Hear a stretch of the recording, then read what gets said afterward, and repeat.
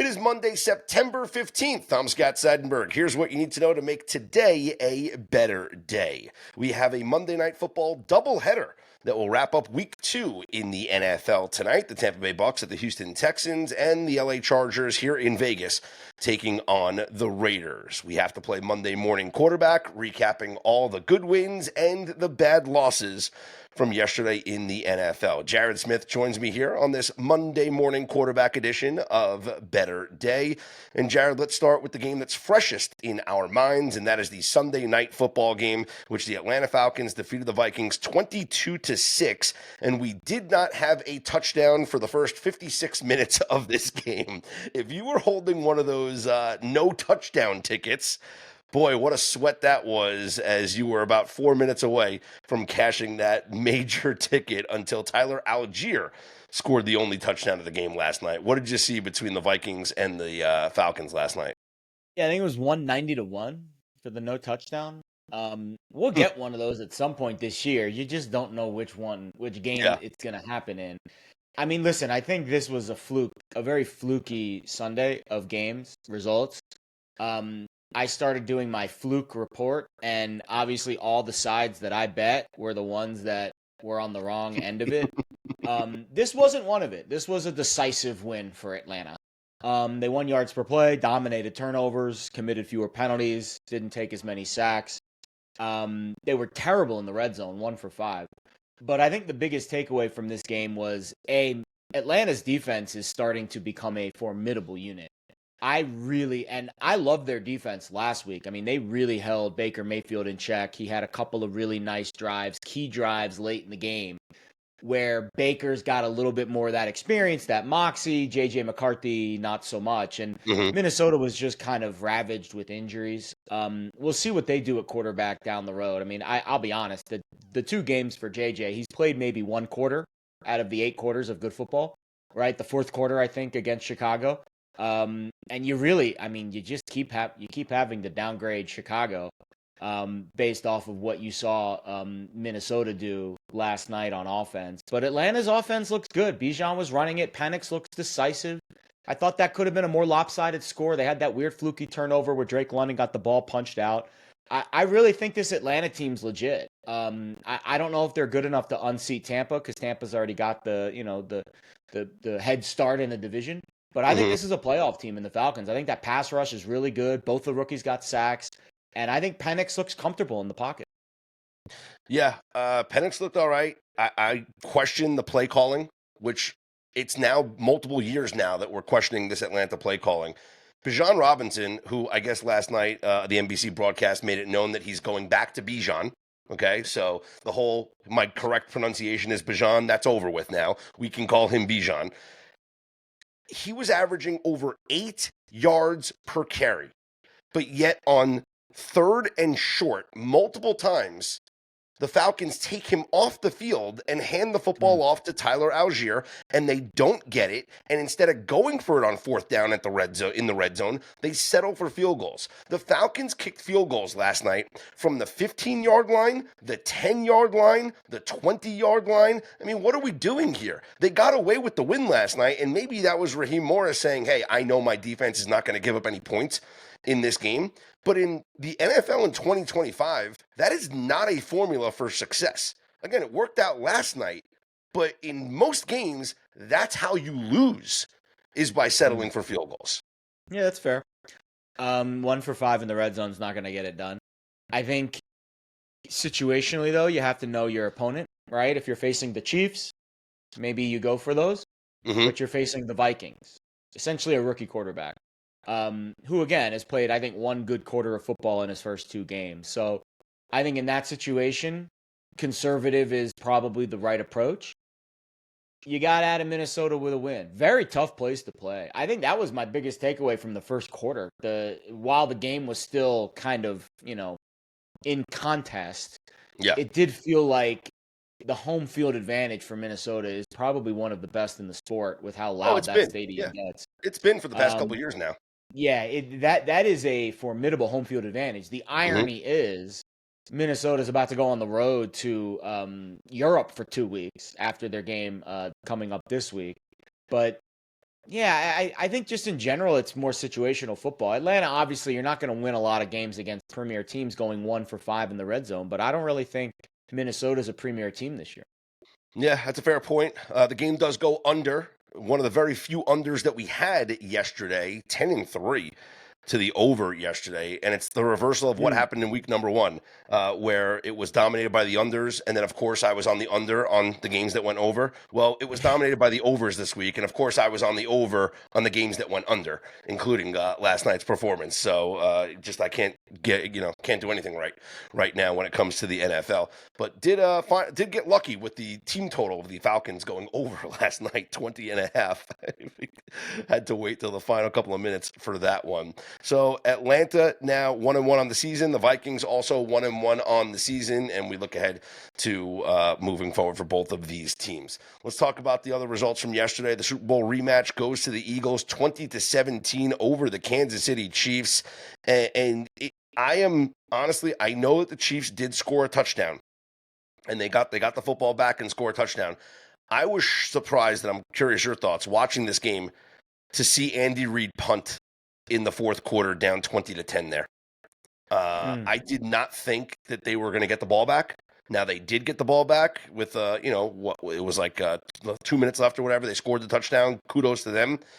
I didn't think they should have punted, especially with the Eagles and their ability to convert first downs with the tush push, and that was the difference. What was it? 5, I think, 5 tush pushes yesterday in Oh that game for man, the Philadelphia Eagles. It's yeah. unstoppable.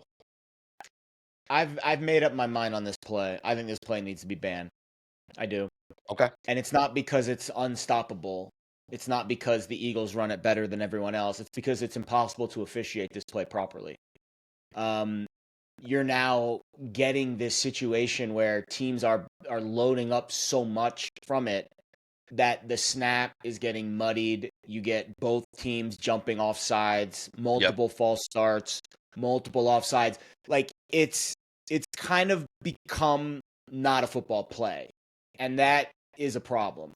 I think it's run its course. I think it's run its course, and I do think this play needs to be banned. And again, it's not. I'm not trying to be a hater.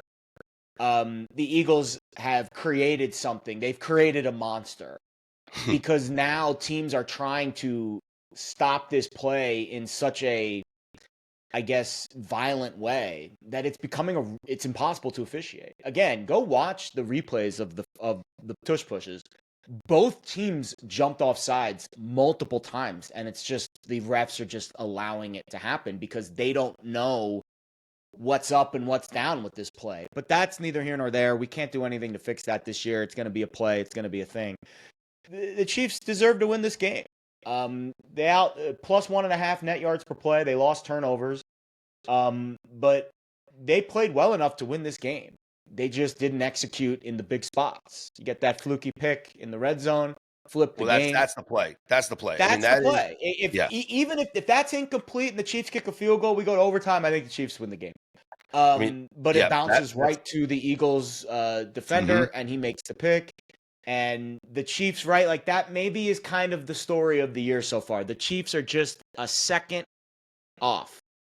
And that right now is why they're 0-2. Now, that being said, I would buy them at 0-2. I would buy them to win the division. I would buy them to win the Super Bowl. They're not far off from being 2-0.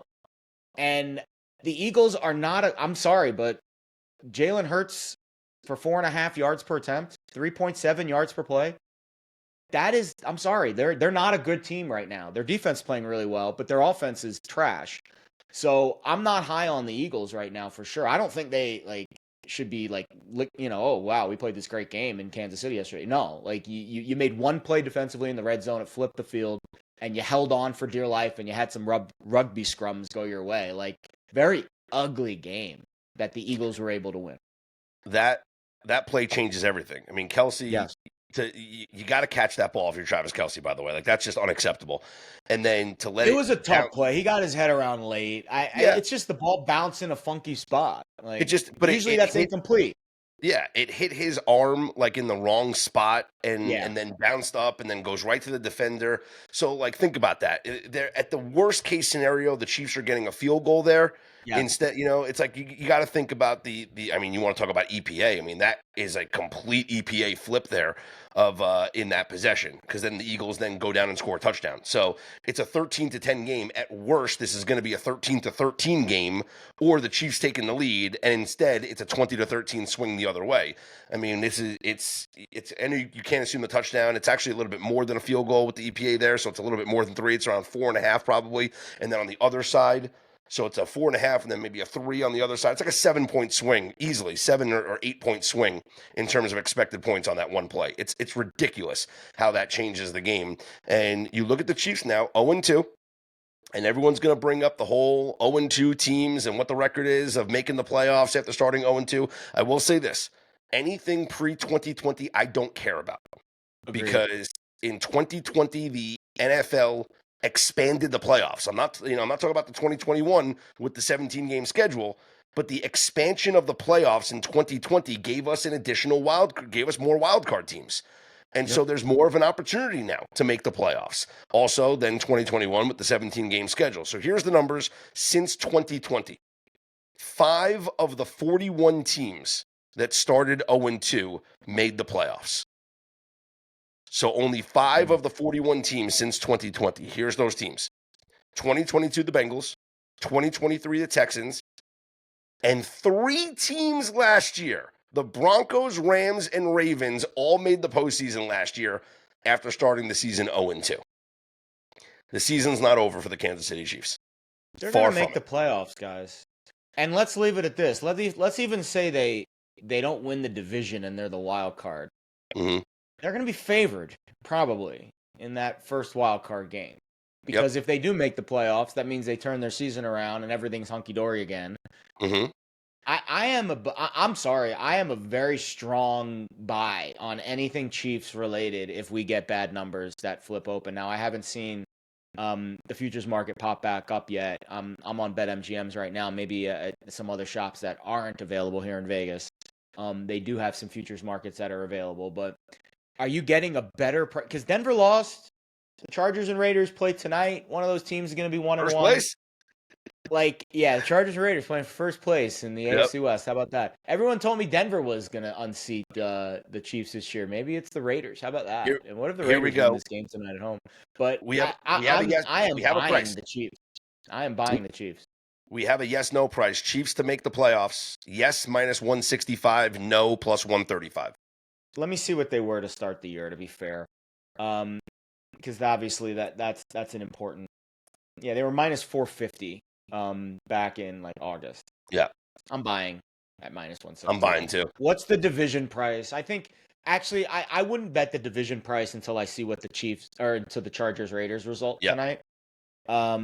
If the Raiders win and it's the Raiders that are 2-0, I think I am much stronger in the buy camp for the Chiefs. Okay. If the Chargers are 2-0, the price might be a little bit longer because the Chargers have that win in hand, but I don't know. We'll see what the result is, and then we'll react from there. Now, we do have, I'm curious about some of these other prices here. We have a yes-no on the Cincinnati Bengals to make the playoffs. The Bengals get a win yesterday. They are 2-0. Congratulations, starting the season off 2-0. But they have to go now without Joe Burrow for the foreseeable future. The report from the NFL Network is from Tom Pelissero and Ian Rappaport that Joe Burrow is believed to have suffered a turf toe injury that does require surgery and would be out multiple months. They're saying 3 months. He is seeking a second opinion and a third opinion. He's going to go reevaluate his options. But you look at this stretch now for the Cincinnati Bengals, this schedule gets brutal. At Vikings, at Broncos, home to the Lions, at the Packers, and then home to the Steelers. That's just the next 5 games. Then they have a stretch later in the season where they're at Baltimore on Thanksgiving, at Buffalo the following week, and then home against Baltimore the week after that. This team preseason had a win total of 9.5. I haven't seen a win total posted up again. Actually, let me look to see if it's up, because I want to go under their win total if it's at 9.5 or higher. Because I don't think Jake Browning, with all due respect to Jake Browning, he's not winning these games. And no, they have not released an updated win total on them. But the yes-no price on the playoffs, the yes is +150 on the Bengals to make the playoffs. The no on the Bengals is -185. I mean, we're still early in the year, but that Bengals result today was definitely one of the flukiest results that you'll see. What is Liam Cohen doing? What is he doing? Uh, I kick the field what? goal. Go up 6. No, I actually, to be fair, I actually agree with that decision. Analytics said go, strong go, actually. Um, because if you kick the field goal, you still lose 31-30. That, but with the extra point not as guaranteed as it used to be, with kickers missing extra points all the time, I'm going to take my shots there. I'm going to take my chances. I mean, analytics was a strong go. Like I have it pulled up here because I was looking at it earlier. It's about a 5% difference. Win probability was 84%. If you go, it was about 77% if you kick the field goal. So about a 5.5% difference. I would have went. I would have went. Now, if I was making the decision solely based off of my Jaguars plus 3.5 ticket, then obviously I kicked the field goal. But obviously Liam does not care about that. I think these coaches now are slaves to these analytics, and they're Sure. especially the younger ones, Yep. the younger ones like Liam and Kevin O'Connell and those guys. I think that's why knowing the analytics in game and having a way to track it in game is very beneficial to live betting, because you know that a guy like Liam Cohen, no matter what, is going to be a slave to it. Mm-hmm. So that it was helpful. But again, the Bengals lost yards per play, lost turnovers, lost sacks, lost penalties. Actually, no, they had penalties were relatively even, but they lost the other 3 key metrics. Yeah. There is no universe where they cover that 3.5. That was the only needle that could be threaded, in addition to losing Burrow. Covering the 3.5 without Burrow in the second half, losing all of those metrics. And it was like my best bet in every media outlet that I went on this week. It was just such a kick in the pants. So you have to give the Bengals credit. So in my quarterback ratings, Browning's actually the highest rated backup quarterback that I have. I agree with that. I would agree with that. I think they'll be okay in the short term, but losing Burrow obviously hurts. Yeah, and Browning did go 4-3 as the starter in 2023 when he had to take over for Joe Burrow, and was close to winning some of those games that they lost.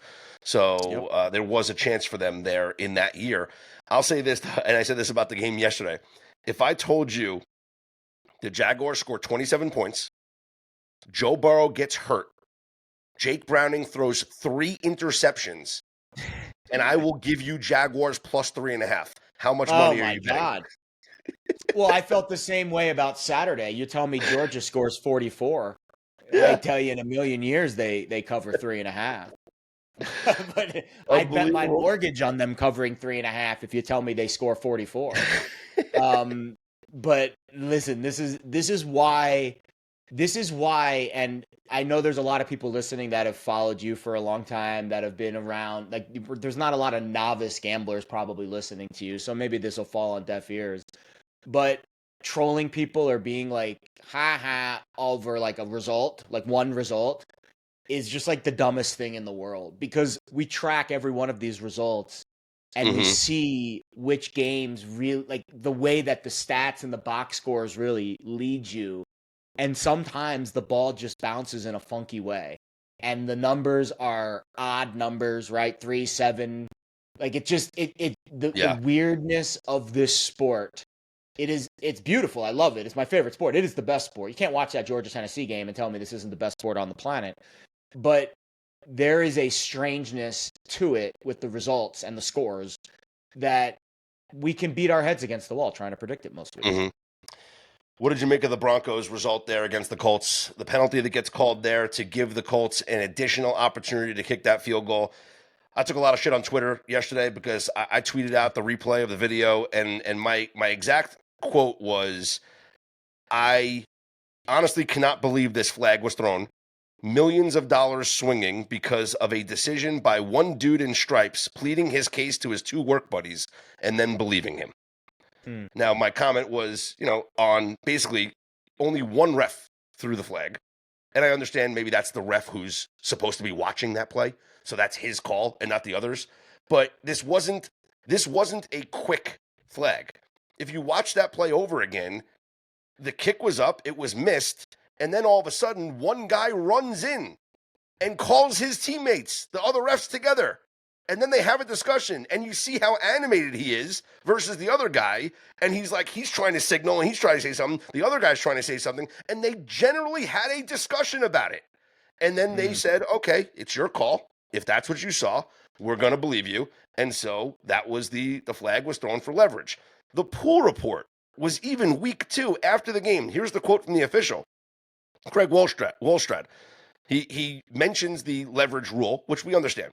Quote, for leverage, as a defender, you're not allowed to place your hand on an opponent or a teammate and push off to propel yourself into the air to block a kick. In this case, number 92 came across the line to the right guard, and he put his hands on the right guard and pushed off him to elevate himself in the air in order to block the kick. You're not allowed to do that. It is a personal foul and a 15-yard penalty. In this case, since it was the last play of the game, blah, blah, blah, on time down. He says all the right things. I watch that replay again. I don't see 92 push off for leverage. I see a different player pushing the center down, and that could have been the call, right? To say because you're not allowed to hit the center or something like that. There's different rules on this.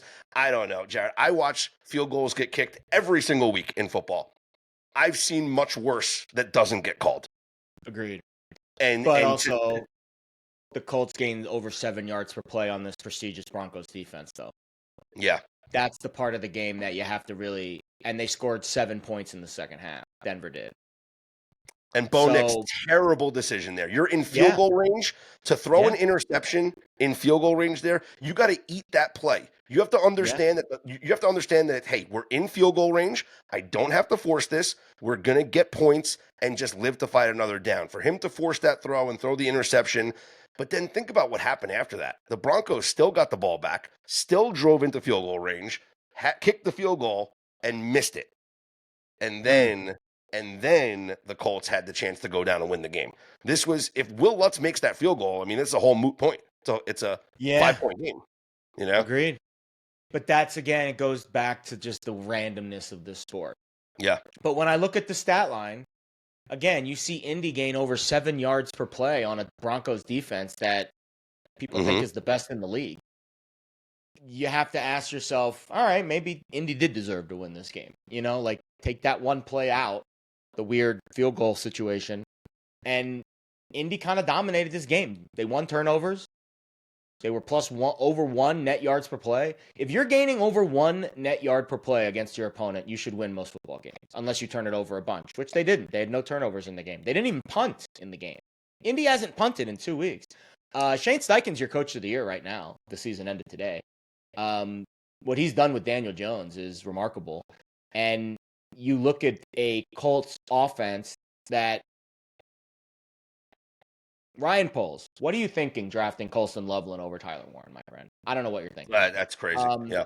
I absolutely insane. Tyler Warren's averaging 20 yards a catch. He's unguardable. Colson Loveland has 3 targets in 2 weeks. Now, maybe that's Ben Johnson's fault. But Indy is a story right now. That AFC South is a disaster. Houston's 0-1. We'll see what they do on Monday night, tonight against Tampa, who obviously is a very solid football team. You get Jacksonville that pissed away their game yesterday, and obviously the Titans might be one of the worst teams in the league. They had another game where they gained less than 4 yards per play, and Cam Ward, albeit the ceiling is, sky high, the floor is basically in hell because he's just the most volatile quarterback right now in the sport. Indy is very live to win this division, and Shane Steichen is right now your coach of the year. I would agree. And Daniel Jones, he looked great. He looks comfortable in this offense. And to think that they actually were going to start Anthony Richardson over Daniel Jones. No, they were never starting. That was never happening. I did a film study on that a month ago, and it was obvious that it's just, you could not start Richardson based off of what I was seeing. And obviously Shane saw the same thing. Could be a special season there in Indy for the Colts. I don't know what that number is, but if that's still 10, 15-1 for Steichen to win Coach of the Year, I'd bet that right now. Who do they play next week? Coach of the Year, Shane Steichen's the favorite at plus 750. I still would bet it. Yeah, second favorite is. Would bet it. Second because favorite, what are they to win the division? That is a correlate. If they win that division, he's Coach of the Year. Period. End of story. I mean, that's it. Done. They are plus 150 favorites to win the division. I mean, there's your bet of the week right there. Steichen, Coach of the Year, plus 750. 100%. Who do they play this week? Indy in their next game will take on at the Titans. Yep. 3-0. Steichen might be odds on to win Coach of the Year by week 6 at this rate. It's if they start like 5-0 and like don't punt. Now I'm looking at their schedule now. They got to play the Rams and then they have Vegas at home. Yep. I'll tell you what the game is that'll be big is that one against the Chargers, because I think there's going to be a lot of people that are going to want to give Harbaugh Coach of the Year if the Chargers unseat the Chiefs to win that division, which I think is a very fair analysis. That might be a big one right there. Colts at Chargers week 7. Massive game for Coach of the Year. Daniel Jones 75-1 MVP. No, that's a bridge too far. That's a bridge too far. Comeback player of the year though, maybe, right? He was hurt last year. Right? No, you can't come back from being benched. You can't come back from sucking. You can't come back from being benched. He hurt? Did he not get hurt? He didn't get hurt last year, right? He played 2 years ago. Yeah, you can't get back from being benched. You just can't. Dak Prescott, your favorite from comeback player of the year. McCaffrey, your second favorite. McCaffrey will win it because the 49ers are good.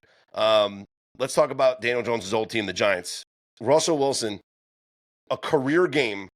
How do you make that throw in overtime, dude? You're having the game of your life, and you throw up a punt in overtime? Did he maybe not know the overtime rules? Like I don't. What was he doing there? What a terrible interception. Weird game. Giants 7.8 yards per play, plus 2 net yards per play. 26 combined penalties in the game. Weird football game. Great call by us on the over, right? I think we're all over that on Friday's preview show. Well, the Giants right tackle Hudson had 5 penalties on the first drive. Yeah, that's rough. A lot of sacks, sloppy in the red zone. That's why the Giants lost the game. They went 1 for 5 in the red zone. Because again, they were even on turnovers. They were plus 2 net yards per play. They just could not convert in the red zone. And you give credit to Aubrey, too. I mean, that dude's a weapon. What does he hit? A 60-something yarder to tie? 64, easy. Yeah, like that's really tough to defend. Because of the kickoff rules and because of how close you are when you get a kickoff. I mean, they only have to get like 1 first down to be in field goal range. It's crazy. Really changes the game when you have a kicker like that. But I do give Russ a lot of credit. I thought it was weird that they did some dual quarterback stuff with Dart. Didn't understand that. Although it worked. I don't know. Dable just still... McDaniel's situation is obviously worse because they're 0-2. And they look really bad. Whereas the Giants looked okay today. I still think that there's some weirdness going on behind the scenes. Like, they're just forcing Dart into the game, even though Russ is playing well. I don't know what's going on. But, yeah, I mean, that would have been nice if they stole that game. I think that would have silenced some of the critics. But now you lose another game that you probably should have won. Yep. And I think the pressure only mounts, and we'll see what the quarterbacks... It's tough to bench Russ after what happened this week, but it does seem like they want to bench Russ. And they got the Chiefs next week, Sunday Night Football. So, oh my God, they're gonna get destroyed by Kansas City. Kansas City's gonna wipe the floor with them next week. This was their chance to pull off a big win. I don't think they're gonna play this well again next week. Cowboys don't cover. That was one of the most selected teams in Circa Millions. Cowboys were actually the 3rd most selected team in Circa Survivor. So they almost lost and upset everybody here, but the Cowboys do pull away the victory in overtime. I think I saw a crazy stat that Brandon Aubrey became the first player in NFL history to have a game-winning or a game-tying kick with no time left in regulation, and then a game-winning kick with no time left in overtime. Wow! Because this was almost a tie here, so I believe that was the case there for Brandon Aubrey. Yep, first player in NFL history to convert a game-tying field goal, no time remaining, and then a game-winning field goal with no time remaining in overtime. So, unreal. We almost had a tie. Almost. Not with Brandon Aubrey. I kind of hope I wanted to see a tie because I know it would have knocked a lot of people out of Survivor. Yes. People were freaking out. Someone asked me, like, does this mean I advance? Like, no. Ties lose in Survivor. Ties lose. Yes, ties lose. Yeah. Lions blow out the Bears 52-21, so I guess all is right with the Detroit Lions? Yes. Okay. Well, I'll say 2 things. you have to continue to upgrade Green Bay. Yes. You have to continue to upgrade the Packers, especially their defense. Because the Lions were 8.8 yards per play.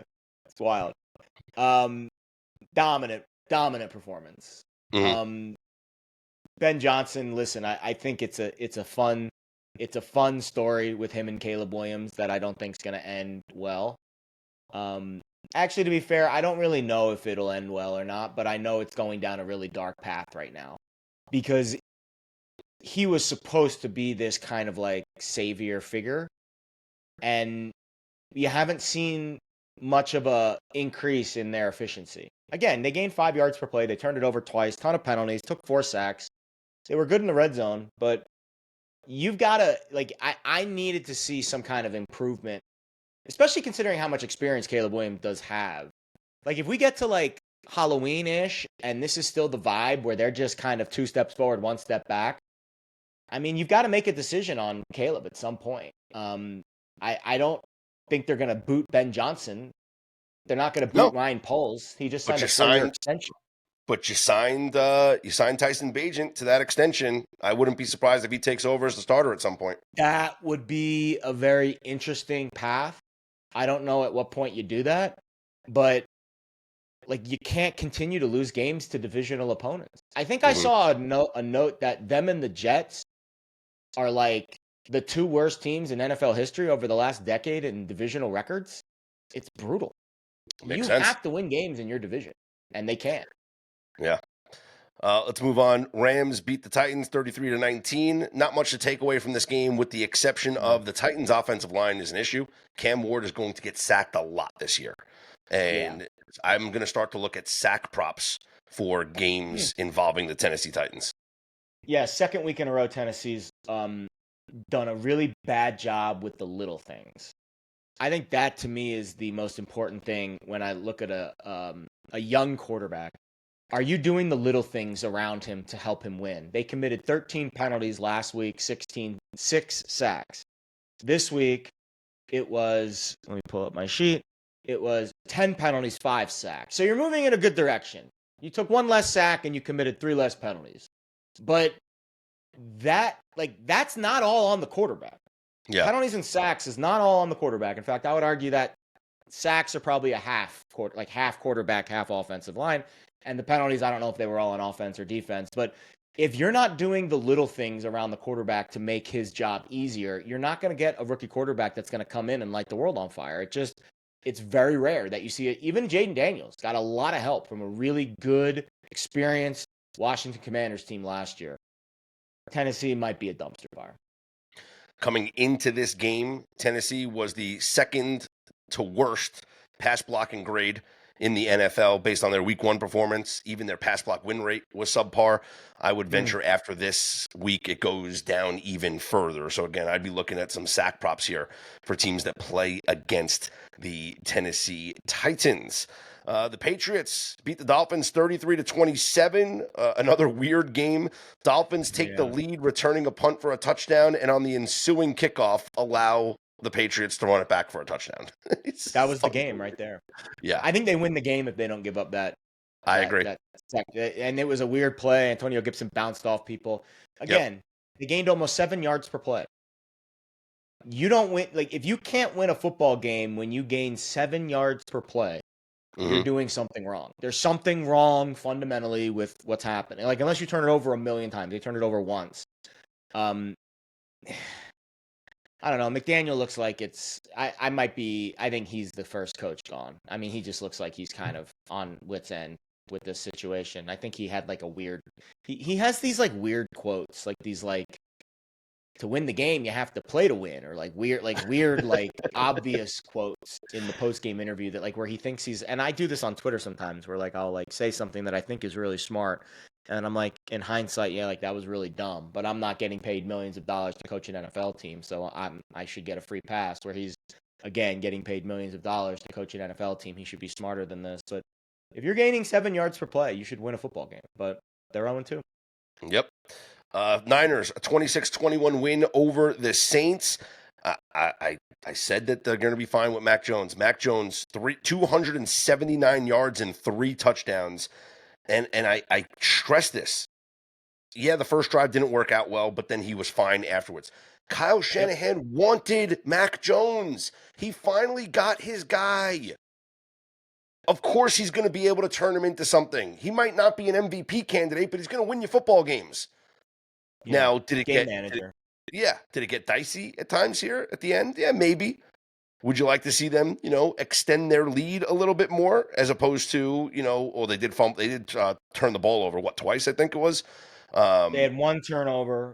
They committed a couple penalties on defense, which I didn't love, but that's a classic Robert Saleh defense. They're going to be very aggressive, and they're going to make those mistakes.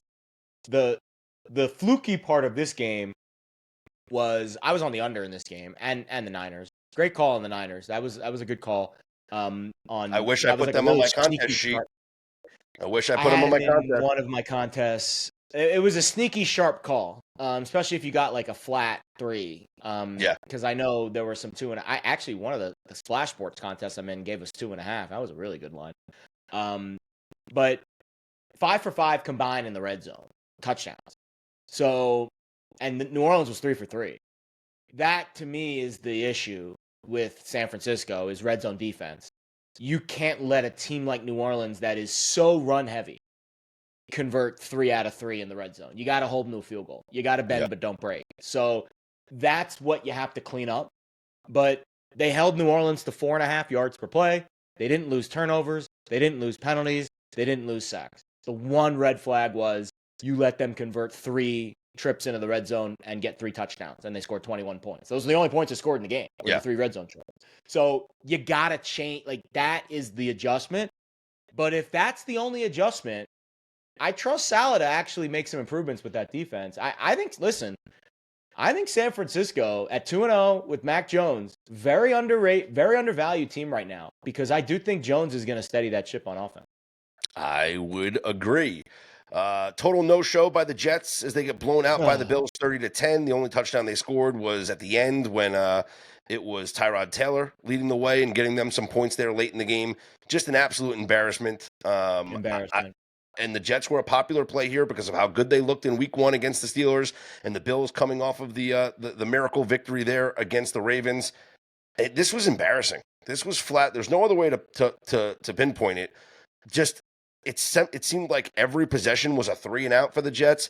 I mean, I jokingly put on Twitter it was a run, pass, punt, which is what it was for the majority of this game. I mean, you look at their first couple possessions: 3-and-out, 1 play fumble, 5-and-out, 3-and-out, 7 plays in a field goal. Congratulations. 5-and-out, 3-and-out, 3-and-out, 8-and-out. That's bad unbelievable. It's a bad football team. And I posted on Twitter during that game. I was like, another boneheaded defensive penalty results in the Jets giving up points. The new Aaron Glenn culture. And like a Jets fan replied and said, that's Salah's fault. Like, he was getting screamed at on the sidelines after he came to the sidelines. Salah would have gave him a high five. And I'm like, so you're blaming last year's head coach who got fired for something this player did today? Yeah. And the response was, like culture takes time. And, he was a Salah guy. And I'm like, okay, time out. Here's my rant on the Jets. Culture is not getting screamed at on the sideline. That is not culture. If you make a mistake and you get yelled at on the sidelines and get benched, that is not culture building. Culture building cannot happen on game day. That is not when culture is built. Culture is built in practice, in the meeting room, in the video room, cleaning up mistakes, and then not making those mistakes in the game. If you make a mistake in the game and then get yelled at and benched, or in the case of the punt returner last week, get cut, that is not culture building. That's not how you build culture. You build culture during the week. And then because the culture is built during the week, those mistakes don't happen on game days. So there's no need to yell, scream, and piss and moan and bench and cut. That's the part about the Jets that I have a big problem with. I am concerned that Aaron Glenn is a very aggressive head coach on a team that doesn't have a lot of talent. If you are aggressive and you don't have talent, it is when the game speeds up and mistakes happen. And the Jets right now are playing at a very poor pace. They're playing too fast for their own talent. And you could tell. It's just, you can't go into a game against the Bills where their entire defensive line's hurt and gain 3.3 yards per play. There is a problem with your offense if that's the case. Now, to be fair, got to downgrade the Steelers' performance last week, right? After what Pittsburgh did yesterday. They let Sammy Sunshine march it up and down the field on him. So maybe that Jets offensive performance 2 weeks ago in week 1, not as strong, but culture is not built on game day. And the Jets right now have no culture. And Aaron Glenn is not building it because during the games, it ain't showing. Yep. Tremendous points. Tremendous point there. Let's move on. Seahawks, a 31-17 win over the Steelers. This game shifted because of a rookie kick returner not understanding the kickoff rules and letting a live ball go right past them into the end zone. Seahawks recover. Will we see that happen again this season, yes or no? I hope not. That was one of the weirdest things I've ever seen. You want to talk about the ball bouncing in funny ways. Yeah. That was one of the weirdest plays I've seen on a football field in quite some time.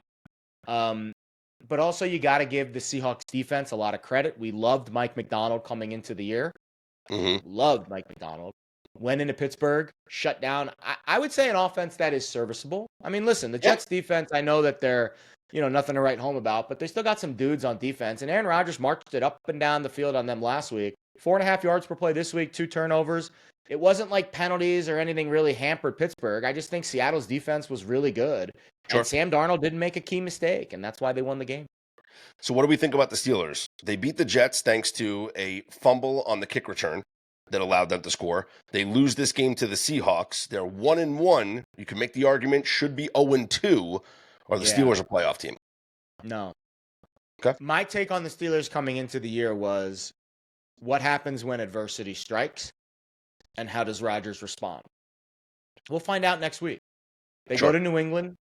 Pats are coming, very high off of their win. I thought Drake May looked good in the game. And I kind of think the loser of that game, that's kind of like an early playoff elimination game. Both teams are 1-1.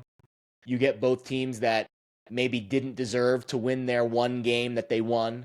Very fluky wins. And I think we'll get a much better sense of, right? Because I would say coming into the year, we thought Pittsburgh and New England were both kind of wild card teams.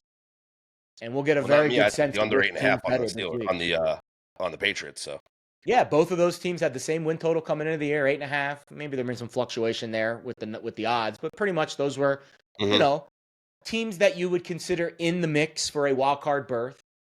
We'll get a very good sense of where those two teams are at next week. Great point. All right, let's move on. Ravens blow out the Browns. Nothing much to take away from this game. Browns didn't cover. Ravens blew them out. Quinton Judkins, the first-round pick for the Browns, did make his debut, 10 carries for 61 yards. I would expect him to be much more involved in the offense moving forward. This was only his first game. He's only been with the team for a week because not only did he have the contract issues, he had legal issues and a whole bunch of stuff. So he finally reported to the team last week. He played here in this game, 10 carries for 61 yards. Look out for him moving forward. Talked about that Colts game against the Broncos. We talked about the Eagles against the Chiefs. One game we didn't touch on yet. Cardinals escape against the Panthers 27-22. The number one most selected team in Survivor survives and almost didn't, Jared. The Cardinals, a Panther score a touchdown. They get the onside kick. And then after a fourth down where the game was over, nope, penalty on the Cardinals defense. Panthers still alive to score and steal that game. And for everybody that picked the Cardinals in Survivor, it didn't happen. So Cardinals win 27-22. Arizona deserved to win the game. Again, fluky stuff. They won yards per play. They won turnovers. The one bugaboo was penalties. You got to clean up the penalties.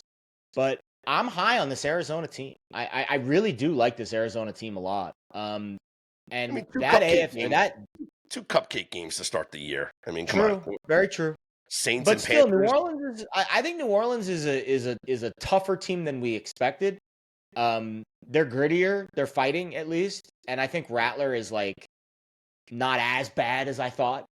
They've got a couple of guys that can make plays on the outside, Olave and Johnson and Shaheed and Kamara, and again, New Orleans scored more on the Niners than they did on the Cardinals. So I do think there is at least some upside to this defense, but you got to clean up the penalties. 12 penalties for 96 yards, too much. Kyler Murray looks explosive in the pocket. Their run game looks really multiple, and they're doing it without really Marvin Harrison doing anything. It's other guys stepping up for them. Harrison, I think, had like 2 catches. So there's definitely an opportunity in this NFC. I mean, I think it's Green Bay, and it's a whole lot of crap. So we'll see who emerges in that Western division. But the Rams look good. The Niners look good. The Cardinals look good. I do think they have an opportunity. And Seattle looks good. Like, that's a really tough division. Mm-hmm. I'm fascinated to see who comes out of that division. Well, early line for next week, Arizona's -1 against San Francisco. I think this is a massive mispriced line. I think that San Francisco might be my game of the year. No, I don't have that. But I just feel like it's in Arizona. No. Nope. Wow. San Francisco's a dog at home, huh? Mm-hmm. Yeah, I would bet so. I think that it's the 2-0 overvalued nature. Like who'd they beat? They beat the Saints and the Panthers. Yeah. Why are you overvaluing them? Number. Let me update my ratings actually and see where I would put that. Because I'm basically, well, I have the Niners basically at a flat 0 now with Jones, and maybe I'm a little harsh on that. Mm-hmm. And I have Arizona as a 1. So I guess if you give San Francisco 1.5 for being at home, then if you give them 2 for being at home, then the Niners should be a favorite. So yeah, if the Niners are a dog, I think you bet the Niners in that game. I'm going to make that bet already now on next week's game. Yeah, that'll probably flip.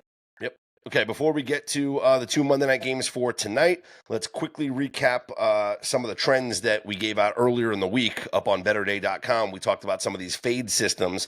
And I'm just going to look at the strongest trends here. The strongest trend was the 0-1 road dogs, which was a 72.2% trend ATS going back to the start of the 2021 season. Here was your 0-1 road underdogs. Falcons, cover. Panthers, cover. Browns, nope. Seahawks win outright, obviously cover. Patriots win outright. Bears, womp. Giants, cover.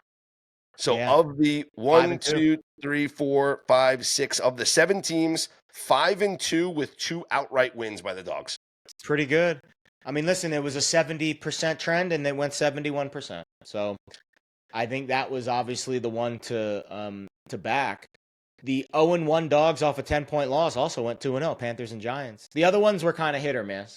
And how about this? The 1-0 home favorites, which was a 75% fade trend, it was 5-15-1 with the home favorites. So if you played the other side, you were at 75%. It would be fading the Vikings. Congrats, you cashed. Fading the Cardinals. Congrats, you cashed. Fading the Steelers. Congrats, you cashed. Fading the Bengals. You should have cashed. You should have cashed. And then fading the Packers didn't work out. Packers dominated on Thursday. But I think that one you excuse because of the spot on Thursday night. First Thursday night game of the year. Yep. Really tough spot. Yeah. So overall, I mean, and then this is the other big strong trend was the change of opinion trend. So where you had teams that were dogs in week number 1 and then covered and then favorites in week number 2, Cowboys, Bills, Vikings, and Chargers. Cowboys and Vikings didn't cover, Bills did, and then we'll see what happens with the Chargers here on Monday Night Football. So let's talk about that game. We have 2 Monday night games tonight. Texans at the Bucks, Chargers at the Raiders. We have the Texans 2.5-point favorites, Chargers 3.5-point favorites. I said this before, I'll say it again. I'm already on the Raiders plus 3.5. I've already bet that. It's on my contest selection sheet. I'm on this one. If this number in the first game gets to a 3, I will be on the Bucks plus the 3. But I don't know if we're going to see it. Do you think we're going to see a 3? I'm not sure, to be honest with you. Okay. I do think Houston is live for sure. To put some distance between themselves and Tampa. I didn't love Tampa's performance last week. I really didn't. I do think Houston is one of those teams where at their peak, they're definitely better than you expect. Sloppy performance last week. And listen, look how good the Rams looked yesterday. I know it Yeah. was against Tampa. I mean, against Tennessee, but that Rams offense, Stafford looks really good. And that defense held down the Rams. I think, based off of what we saw from Tampa's offense, I could absolutely see this being a lower scoring game. But can't you say this? Can't you say the same thing? Can't you say the same thing about the Bucks? I mean, the Falcons' defense looked great last night. Yeah, So maybe the I Bucks' think it's going to be a offense is lower not that scoring bad. game. I think it's going to be a lower scoring game. Okay. I do think Houston's defense legit, and I think Tampa Bay's still kind of figuring things out on offense with Baker, without Egbuka or without Godwin, without Wirfs. Mm-hmm. It feels like a lower scoring game. I see a 43 out there. I think that might be an under. Okay. Raiders Chargers. What are you thinking? Brock Bowers is going to play, according to Pete Carroll. I think the Raiders win outright. I mean, I'm crazy though. I'm I'm high on Vegas. I'm low on the Chargers. Me too. I'm not sold on this Chargers team. I'm not. And to be fair, you look at the Chiefs defense and how they played against Philly. All right, Chargers moved it against them. That's going to be the key. Is Herbert going to have that look in his eye? Herbert was locked in last week against the Chiefs. If he plays that well, the Chargers are probably going to win the division. If he plays that well for the whole year. Yeah. I don't buy it. Do it again. Do it again on the road in a tough spot against the crowd, I think, at Allegiant tonight is going to be jammed. Yeah, it'll be like 85% Raiders. Well, there's not a lot of Chargers fans, so I think it's gonna be a mostly Raiders crowd, and there's buzz in this franchise now. And with the Chiefs losing yesterday, I mean, there's a legit reason for you to think the winner of this game tonight is going to win the division. So I think I'm very high on Carroll. I'm high on Geno. I'm high on Chip Kelly. I think this Raiders offense is legit. I think their defense is good enough to be, in these games. And man, if they win this game tonight, there's going to be an interesting turning of the tide in the market with the Chiefs. I am fascinated to see what the AFC West prices are. If it's Chargers 1-1, Broncos 1-1, Chiefs 0-2, Raiders 2-0. Fascinated to see what the division prices are if that's the case. I'm on the Raiders plus 3.5. I obviously wouldn't bet the money line. I like my 3.5 position just fine, and I think we'll just go from there. Right now, it is Chargers plus 125 to win the division, Chiefs plus 280, Broncos plus 280, Raiders plus 800. You got to bet the Chiefs plus 280, people. You have to. Yeah. Now, I would wait to see the result tonight and wait to see what happens and get your full assessment of the market after each team plays 2 games. Yep. But plus 280 feels like a bet. Yeah. You got to imagine if the Chargers lose tonight, though, those odds shorten up. Probably. Yeah. But if the Chargers win tonight, that plus 280 might be plus 300. 3-1. Yep. Plus 300 maybe. I would still bet it. It's a long season. In fact, if that's the case, I'm almost rooting for the Chargers to get a better number on the Chiefs division. It is a long season. Any props that you're looking at for tonight's game? Either game, I'll let you choose. Anything that tickles your fancy? Nothing really jumps out. I mean, I think there's a decent chance that the Chargers do what the Chiefs did last week, and that's just shut down Genty and make Geno beat them. And if that's the case, I think Geno completions, Geno attempts, Geno yards to the over is a good play. But who knows? I mean, they might take a different approach. I'm not sold on really figuring out what the Raiders' game plan is just yet, because I know that Geno and Chip are just going to say, get us into the right look. And I don't know what looks the Chargers are going to give them.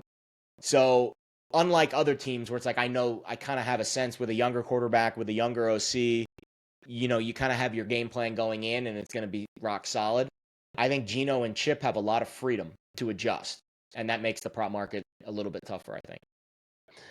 I think that they're going to try and establish the run. They're going to try and get Genty involved early, and it could be a situation where they just ride him if he's having success. The one thing that I will say is when you look at the receiving props, I know Brock Bowers is going to play. At least that's what Pete Carroll had said. I would still be looking at maybe his unders in case he's not, if he's banged up at all, and maybe he doesn't play the full game. Or I'd be looking at, other players to go over some sort of receptions props to take, if it's maybe Brock Bowers is a decoy out there. Maybe he commands the attention of the Chargers defense and it frees up somebody else to catch some receptions. Could be something to take a look at here. And I do think Keenan Allen gets more involved in the passing game for the Chargers. That was the first game back with Justin Herbert last week. Another week of practice, another get ready for a game. You rely on the veteran here in big spots, primetime game. I could see Keenan Allen getting more involved here, especially in the red zone for Justin Herbert. Herbert under on rush yards after last week. That's just a straight fade of what I saw last week. Okay. I am willing to die on the hill that the Chargers are not an elite football team right now. I'm willing to die on that hill tonight. We'll see. Maybe I'll stay there after the end of the night. All right. Well, you and I are both on. We are both on the Raiders plus the 3.5 is our best bet for tonight's game. A reminder: you can follow us on social media. Hit up Jared on Twitter at Jared Smith Bets. You can hit me up at Scott's on Air. And then we will have a full breakdown for you of the Monday night games coming up tomorrow. And then we'll get into all the other stuff coming up this week. Plenty of Major League Baseball action this week as the postseason races are heating up. We are getting down to the wire here in Major League Baseball. It's going to be a lot of fun. This is a busy, busy time of year. And we are happy that you are with us on this podcast. For Jared Smith, I'm Scott Seidenberg. Here's hoping you make today and every day a better day.